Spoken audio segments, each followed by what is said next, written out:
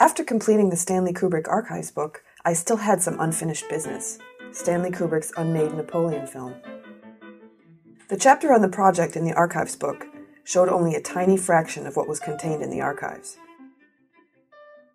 In the late 1960s, Kubrick immersed himself in a period of intense research, amassing a huge collection of material, including about 15,000 location scouting photos and a database of nearly 17,000 Napoleonic images.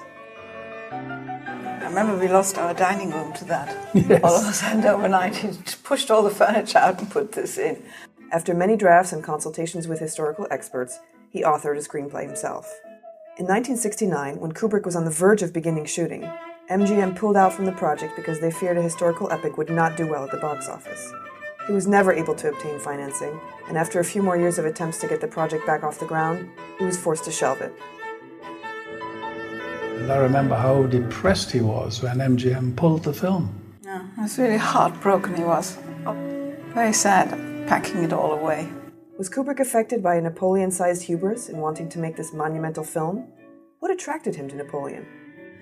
He was deeply fascinated, but it certainly grew from a boy's dream into something totally passionate.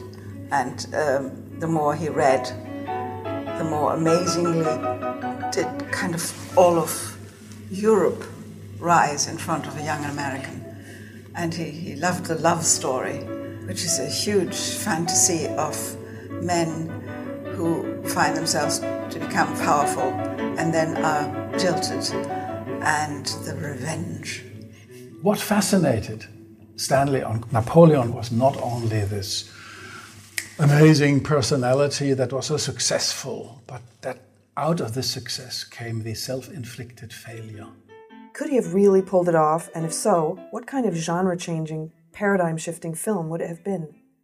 Following 2001, the most influential sci-fi movie of all time, this journey into the life and times of Napoleon would have been as much, if not more, groundbreaking and grandiose. We didn't have a Josephine yet, but we had lots of characters. All the other characters would have been relatively easy to cast. And where do you do the big battles? That was Romania, and then lots of locations in France. We were so ready. We were ready to go to Romania to do first Italian campaign and the Russian campaign with the Romanian cavalry.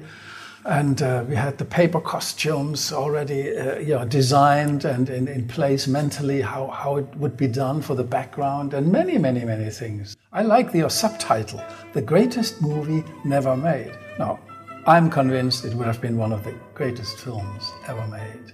With this in mind, I had to set out to somehow convey all of this in the form of a book, a very challenging task. I asked the French design team MM Paris to come up with a concept. I think it was an impossible project, somehow. And I think most of the time when we work on projects, we like the idea of impossible projects. It's very difficult to put a movie inside a book. And the idea is that think or build or conceive a kind of glory hole, you know? Like a kind of a mysterious hole, and within you could put like as many books as possible.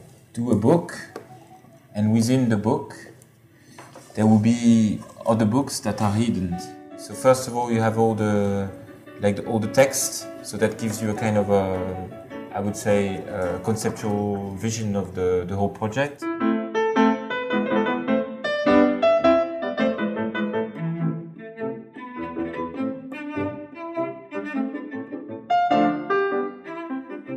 So after years of work, perhaps as many as Kubrick himself struggled to make the film, we have finally completed this set of books that is perhaps as audacious, exhaustive, and unique as Kubrick's film would have been.